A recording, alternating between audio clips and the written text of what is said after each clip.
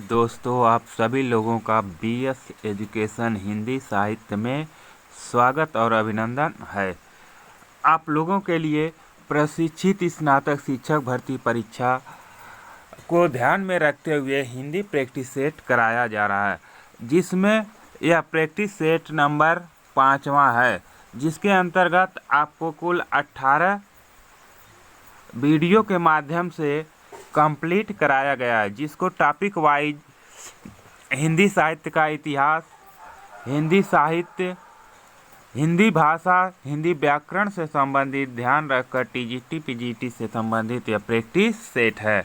अगर आप प्रत्येक प्रैक्टिस सेट को लगाना चाहते हैं तो सबसे पहले आप लोग बीएस एजुकेशन हिंदी साहित्य को जो लोग अभी तक सब्सक्राइब नहीं किए हैं वो सब्सक्राइब कर लें और उसके बाद वीडियो का ऑल नोटिफिकेशन को दबा दें, जिससे हर एक वीडियो का नोटिफिकेशन आपको समय से मिलता रहे। चलिए देर न करते हुए इस वीडियो को स्टार्ट करते हैं, जिसमें प्रश्न नंबर 1 आपके सामने है। हम लोग कम समय में अधिक प्रश्नों को कंप्लीट करेंगे। चलिए, जिससे आपको समय का बचत होगा और आप अपने आकलन कर सकते हैं कि कितना प्रश्न में से कितना प्रश्न सही हो रहा है। चलिए बताइए, सुमित्रा नंदन पंत को किस रचना पर ज्ञानपीठ पुरस्कार प्राप्त हुआ? आपको बताना है कि सुमित्रा नंदन पंत को किस रचना पर ज्ञानपीठ पुरस्कार मिला था। बताइए, लोकायतन के लिए, पल्लव के लिए, चिदम्बरा के लिए या उत्तरा के लिए? सुमित्रा नंदन पंत को प्रकृति का चचेरा कवि भी कहा जाता है। आपसे पूछा जाता है प्रकृति का चचेरा कवि किसे कहते हैं, तो आपका जवाब होगा सुमित्रा नंदन पंत। इनको बताइए ज्ञानपीठ पुरस्कार कब मिला?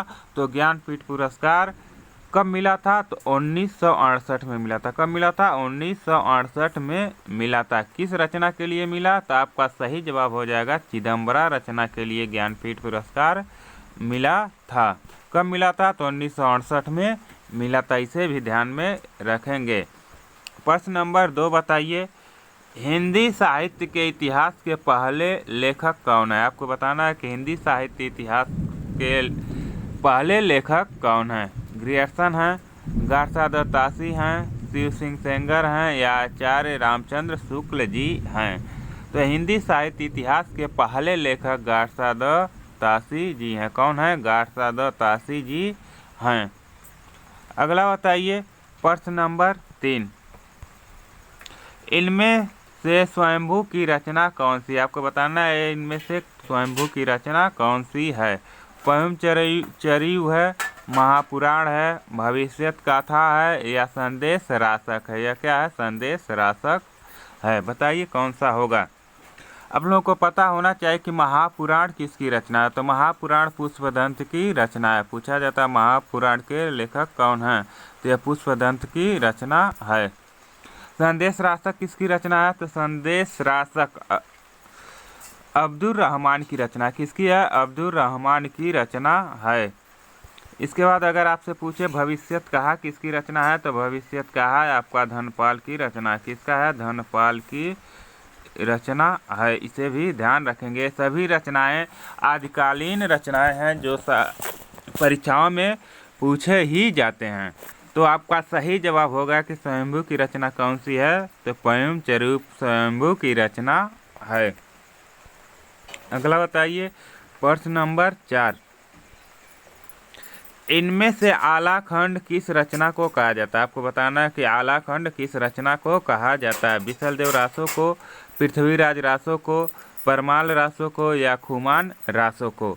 आपको पता होना चाहिए कि विशलदेव रासो के रचनाकार कौन हैं। तो विशलदेव रासो के रचनाकार नरपति नाला जी हैं। कौन है? नरपति नाला जी हैं। पृथ्वीराज रासो का रचनाकार तो कौन है? तो इसके चंद्रबरदाई जी हैं। कौन है? चंद्रबरदाई जी हैं। ठीक है। अगला बताइए, खुमान रासो के इसके कौन है? तो नरपति इसके हैं। खुमान रासो के रचनाकार दलपति हैं। कौन है? दलपति जी हैं। दलपति बंशीधर जी हैं। अगर परमाल रासों के रचनाकार तो आप सभी लोगों को पता होना चाहिए, जगनिक हैं। कौन है? जगनिक हैं। इस तरह से इन सभी रचनाओं के रचनाकार भी आपको पता होना चाहिए। तो आपको इसका बताइए, आलाखंड किस रचना को कहा जाता है? तो आलाखंड जगनिक कृत परमाल रासों को कहा जाता है। आपसे पूछा जाता है कि आलाखंड किसका दूसरा नाम क्या है? तो परमाल रासो है। अगला बताइए प्रश्न नंबर 5। आचार्य रामचंद्र शुक्ल ने हिंदी साहित्य के प्रथम कालखंड को क्या नाम दिया? बताइए क्या नाम दिया था? वीरगाथा काल, सिद्ध सामंत काल, चारण काल या आदिकाल? रामचंद्र शुक्ल ने अपने इतिहास ग्रंथ में कालखंड को 4 भागों में विभाजित किया था। आदिकाल, भक्तिकाल, उन्होंने वीरगाथा काल नाम दिया था, भक्ति काल नाम दिया था, रीत काल नाम दिया था और गद्य काल नाम दिया था। किन्होंने? रामचंद्र शुक्ल ने। इन्होंने दोहरा प्रवृत्ति की अपनाया था। किसमें? नामकरण में। तो हिंदी साहित्य के प्रथम कालखंड को इन्होंने नाम क्या दिया? तो वीरगाथा काल नाम दिया था। किसने? शुक्ल जी ने वीरगाथा काल नाम दिया था।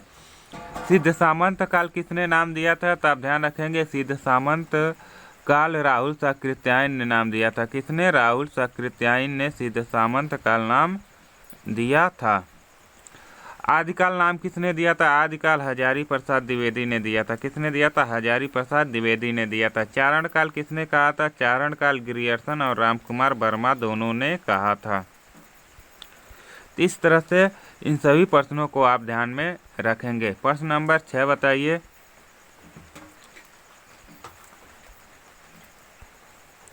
मृगावती के रचयिता इनमें से कौन है? आपको बताना है कि मृगावती के रचयिता कौन हैं।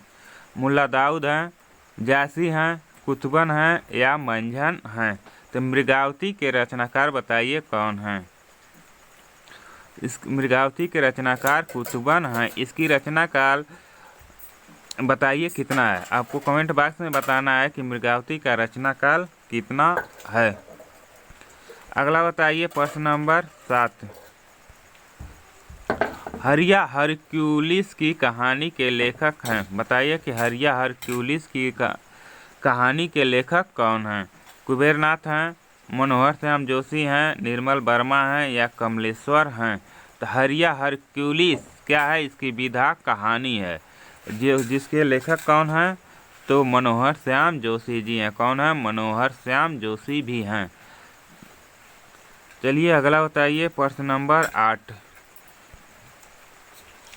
कैदी और कोकिला कविता के रचनाकार कौन है? बताइए कि कैदी और कोकिला कविता के रचयिता कौन हैं? सुभद्रा कुमारी चौहान जी हैं, माखनलाल चतुर्वेदी हैं, बालकृष्ण शर्मा नवीन है या दिनकर जी हैं? तो कैदी और कोकिला को क्या खिलाना है? माखन खिलाना है। तो माखन लाल चतुर्वेदी जी इसके रचनाकार हो जाएंगे। अगला बताइए प्रश्न नंबर 9। उत्तर कबीर के रचयिता हैं। आपको बताना है कि उत्तर कबीर के रचयिता कौन है? नामवर सिंह हैं, काशीनाथ सिंह हैं, केदारनाथ सिंह हैं या लीलाधर जगुड़ी हैं? तो उत्तर कबीर के रचयिता कौन है? बताइए कौन है? तो आपका सही जवाब केदारनाथ सिंह हो जाएंगे। केदारनाथ सिंह उत्तर कबीर के रचयिता हैं। अगला बताइए दूसरी परंपरा की खोज नामक कृति के लेखक हैं। बताइए कि दूसरी परंपरा की खोज नामक कृति के लेखक कौन हैं? रामविलास शर्मा हैं, गजानन माधव मुक्तिबोध हैं, नामवर सिंह हैं या हजारी प्रसाद द्विवेदी जी हैं? तो दूसरी परंपरा की खोज नामक कृति के लेखक कौन है? तो नामवर सिंह है। कौन है? नामवर सिंह। सी ऑप्शन आपका सही जवाब होगा। अब प्रश्न नंबर 11 बताइए, इसका सही जवाब क्या होगा? निम्नलिखित सूचियों को सुमेलित कर सही कोड का चयन आपको करना है। इसमें रस दिया गया, एक तरफ अस्थाई भाव दिया गया, दोनों को क्या करना है? आपको मिलान करना है। तो विवस्व रस का अस्थाई भाव बताइए क्या होता है? विवस्व रस का अस्थाई भाव जुगुप्सा होता है। अद्भुत रस का अस्थाई भाव विस्मय होता है। करुणा का शोक होता है और शांत रस का निर्वेद होता है। इस तरह से क का तीसरा सही होगा। देखिए क का तीसरा क्या इसी में है, पहले ई ऑप्शन में है, और ख का दूसरा है, ग का चौथा है और घ का दूसरा। इस तरह से आपका ए ऑप्शन सही जवाब होता है। अगला बताइए प्रश्न नंबर 12, अष्टछाप के संस्थापक का नाम बताइए। आपको बताना कि अष्टछाप के संस्थापक कौन थे। वल्लभाचार्य थे, गोकुलनाथ थे, विठलनाथ थे या सूरदास थे। तो अष्टछाप के संस्थापक कौन थे? विठलनाथ जी थे। कौन थे? विठलनाथ जी थे। इनके 252 शिष्यों का वर्णन 252 वैष्णव की वार्ता में किया गया है। यह भी पूछा जाता है 252 की वार्ता में किसके शिष्यों का वर्णन है? तो विठलनाथ के शिष्यों का वर्णन है। इसके लेखक कौन है? तो गोकुलनाथ जी हैं। और दूसरा रचना पूछा जाता है 84 वैष्णव की वार्ता। तो आपको यह भी पता होना चाहिए 84 वैष्णव की वार्ता के लेखक कौन हैं? तो गोकुलनाथ जी भी इसके रचनाकार हैं, जिसमें वल्लभाचार्य के 84 शिष्यों का वर्णन किया गया है। अगला बताइए प्रश्न नंबर 13,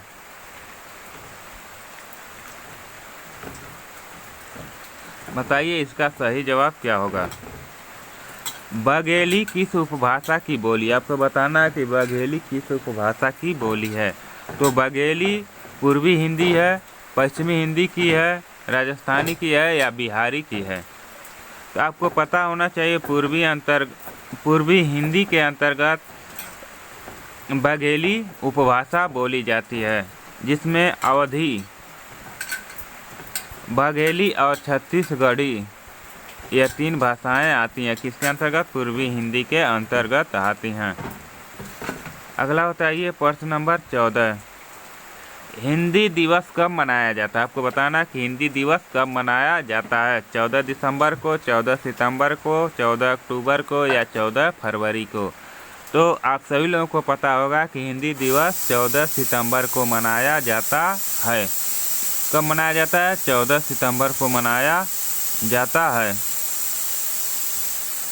अगला बताइए प्रश्न नंबर 15, कौन सी कृति रामविलास शर्मा की नहीं है? बताइए इनमें से कौन सी कृति रामविलास शर्मा की नहीं है। निराला की साहित्य साधना, कार्ल मार्क्स भाषा और समाज, महावीर प्रसाद द्विवेदी और हिंदी नवजागरण, कार्ल मार्क्स कला और साहित्य चिंतन। तो आप सभी लोगों को पता होना चाहिए कि रामविलास शर्मा की रचना निराला की साहित्य साधना भी है, कार्ल मार्क्स भाषा और समाज भी है, महावीर प्रसाद द्विवेदी और हिंदी नवजागरण भी है। कौन सा नहीं है? कार्ल मार्क्स कला और साहित्य चिंतन है, रामविलास शर्मा की रचना नहीं है। अगला देखिए प्रश्न नंबर 15, आपको बताना है पहला गिरमिटिया यह क्या है? उपन्यास। इसकी विधा क्या है? उपन्यास है। इसके लेखक आपको बताना है। कमलेश्वर हैं, भीष्म साहनी हैं, गिरिराज किशोर हैं, शिव प्रसाद सिंह भी हैं। बताइए कौन हैं? तो पहला गिरमिटिया उपन्यास के लेखक गिरिराज किशोर जी हैं। कौन हैं? गिरिराज किशोर जी हैं। प्रश्न नंबर 17, बताइए मुझे चाँद चाहिए की नायिका का नाम है। आपको बताना है कि मुझे चाँद चाहिए की नायिका का नाम क्या है। तो वर्षा वशिष्ठ है, मोहिनी शर्मा है, निर्मला वशिष्ठ हैं या कुसुम जोशी हैं। तो मुझे चाँद चाहिए क्या नायिका वर्षा वशिष्ठ जी हैं। कौन है? वर्षा वशिष्ठ हैं। अगला बताइए प्रश्न नंबर 18, कस्तूरी कुंडल बसे किस लेखिका की आत्मकथा है? तो आपसे यह भी पूछा जाता है कस्तूरी कुंडल बसे इसकी विधा क्या है? तो आप बताएंगे यह एक आत्मकथा है। तो बताइए किसकी आत्मकथा है? मृदुला गर्ग की है, मैत्रेयी पुष्पा की है, उषा प्रियवदा की है, शीला झुनझुनवाला की है। बताइए यह रचना किसकी है? तो कस्तूरी कुंडल बसे यह रचना मैत्रेयी पुष्पा जी की है। किसकी रचना है? मैत्रेयी पुष्पा जी की यह रचना है। अगला बताइए प्रश्न नंबर 19, बिनु पग चले सुने बिनु काना में कौन सा अलंकार है? बिना पैर के चल रहा है, बिना कान के क्या है, सुन रहा है। बताइए इसमें कौन सा अलंकार है? तो इसमें आप सभी लोगों को पता होना चाहिए कौन सा अलंकार होगा। विभावना अलंकार होगा। कौन सा अलंकार होगा? विभावना अलंकार होगा। अगला बताइए प्रश्न नंबर 20।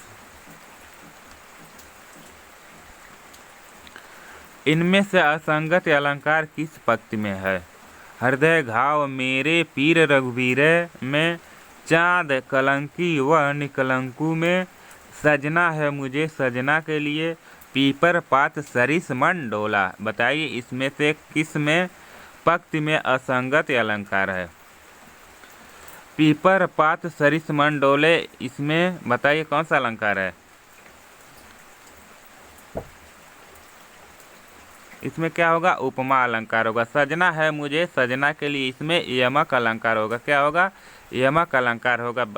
तो इसमें कौन सा अलंकार है? असंगत अलंकार। हृदय घाव मेरे पीर रघुवीर में असंगत अलंकार, इसलिए आप ये ऑप्शन आपका सही जवाब होगा। अगला बताइए प्रश्न नंबर 21।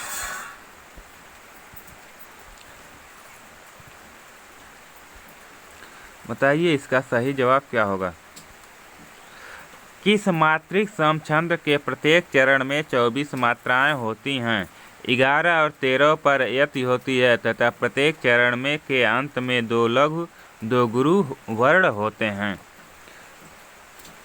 देखिए आप सभी लोगों को पता होना चाहिए कि दोहा में भी 24 मात्रा होती हैं, सोरठा में भी 24 मात्रा होती हैं, रोला में भी 24 मात्रा होती हैं। लेकिन क्या ध्यान रखना है कि 11 और 13 पर यति होना चाहिए और लास्ट में सबसे इम्पॉर्टेंट 2 लघु होना चाहिए। क्या होना चाहिए? 2 लघु होना चाहिए और 2 गुरु होना चाहिए।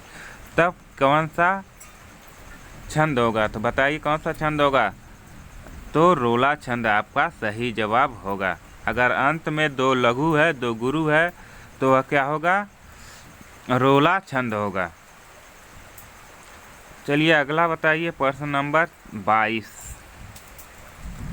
रसा अपकर्ष का दोषा किस आचार्य का कथन? आपको बताना है कि यह कथन किसका है। आचार्य मम्मट का है, आचार्य विश्वनाथ का है, आचार्य रुद्रट का है या आचार्य दंडी का है? बताइए इसमें सही जवाब क्या होगा? तो रसा अपकर्ष का दोषा यह आचार्य विश्वनाथ जी का कथन है। किसका कथन है? आचार्य विश्वनाथ जी का कथन है। अगला बताइए राधा गीध गोद कर लीन्हो, नयन सरोज सने सलील, सूचि मनव अरग जल दीन्हो। बताइए इसमें इस पंक्ति में कौन सा रस है? रंध्र रस है, शांत रस है, करुण रस है या वात्सल्य रस है? तो इसमें आपको रस बताना है। तो इस पंक्ति में करुण रस है। कौन सा है? करुण रस होगा। तो सी ऑप्शन आपका सही जवाब होता है। प्रश्न नंबर 24 बताइए इसका सही जवाब क्या होगा? रीतकाल का वह रचना कौन सा है जिसने वीर रस में कविता लिखी? आपको बताना है रीतकाल के वह कवि कौन से हैं जिसने वीर रस में कविता लिखी है। बिहारी हैं, भूषण हैं, घनानंद हैं, मोतीराम है। यह प्रश्न किसी भी परीक्षा से उठाकर देख लीजिए, लगभग हर एक परीक्षा में 1-2 साल अंतर करके पूछा जाता है। तो रीतकाल के वह कवि जो वीर रस में कविता लिखे हैं वो कौन हैं? भूषण जी हैं। भूषण जी हैं। इनकी एक प्रसिद्ध रचना क्या है? शिवा बावनी। अगला बताइए प्रश्न नंबर 25। रीतकाल को अलंकृत काल किसने कहा है? आपको बताना है कि रीतकाल को अलंकृत काल किसने कहा है। रामचंद्र शुक्ल ने, शिव सिंह सेंगर ने, मिश्रबंधु ने या विश्वनाथ ने? तो अलंकृत काल किसने कहा रीतकाल को? तो अलंकृत काल मिश्रबंधु विनोद ने कहा है। किसने कहा? मिश्रबंधु विनोद ने कहा है। अलंकार काल आपसे पूछा जाता है। अलंकृत और अलंकार में बहुत बच्चे कंफ्यूज होते हैं, तो आपको यह भी पता होना चाहिए कि अलंकार काल किसने कहा है रीतकाल को। तो अलंकार काल कहा है विश्वनाथ प्रसाद मिश्र ने। रीतकाल को क्या कहा? अलंकार काल कहा। अलंकृत काल किसने कहा? तो अलंकृत काल मिश्रबंधु ने कहा है। प्रश्न नंबर 26 बताइए, इसका सही जवाब क्या होगा।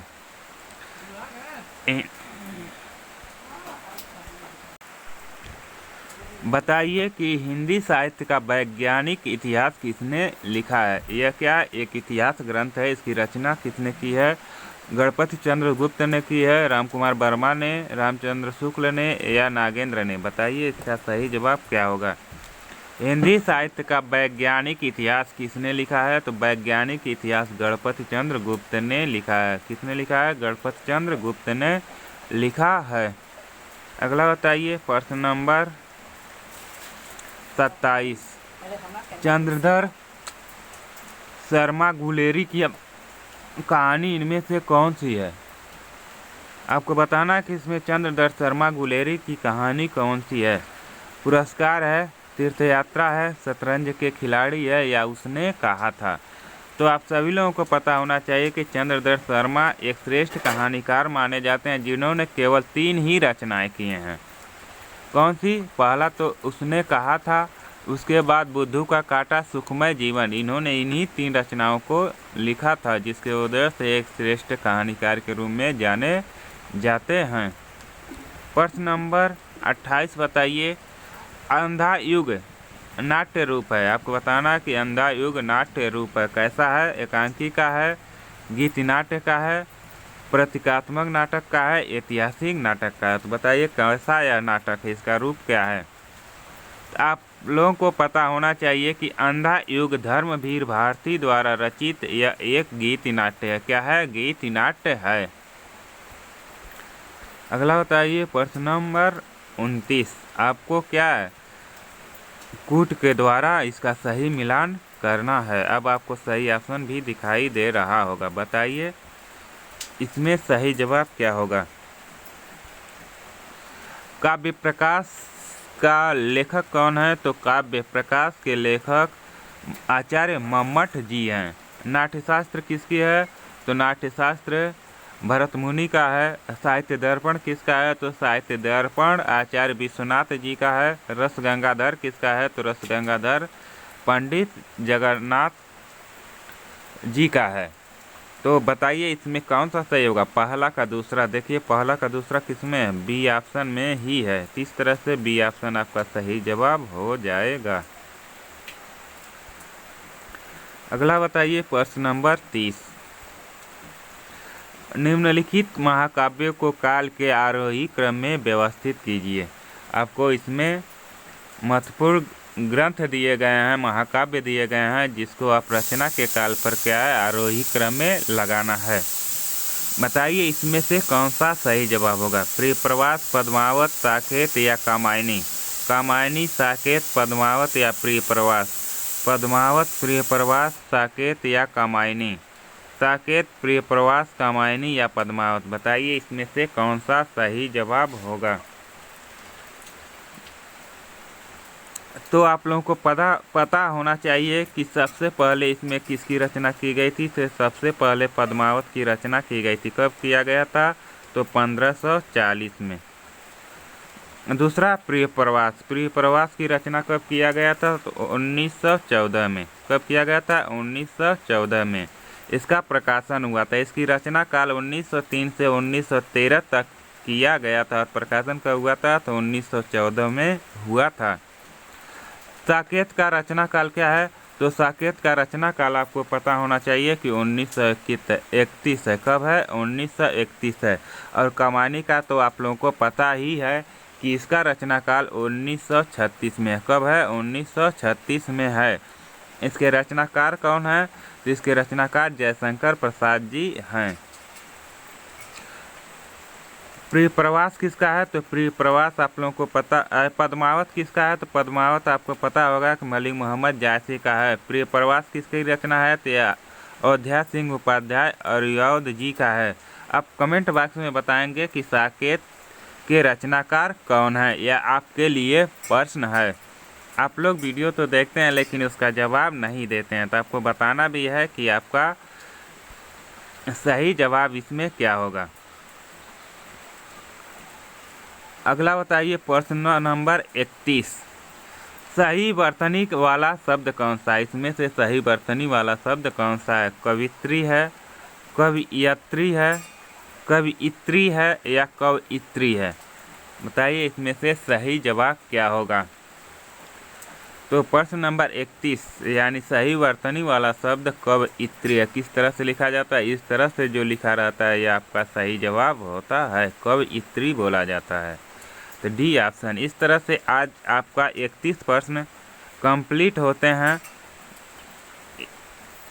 और आप लोगों को अगर कोई सुझाव देना है तो कमेंट बॉक्स में अपने सुझाव दे सकते हैं और अपने विचारों को अवश्य ही लिखें। यह वीडियो आपको कैसा लगा, आपके लिए सक्सेसफुल है या नहीं है। चलिए इसी के साथ इस वीडियो को यहीं समाप्त करते हैं। और आप लोग इस वीडियो को जो लोग अभी तक लाइक नहीं किए हैं वह लाइक कर दें और अपने मित्रों के साथ शेयर करें, जिससे हर एक वीडियो आपके सभी दोस्तों तक भी पहुंच सके और उसका लाभ सभी लोग उठा सकें। चलिए फिर मिलते हैं अगले वीडियो में, तब तक के लिए जय हिंद, जय भारत।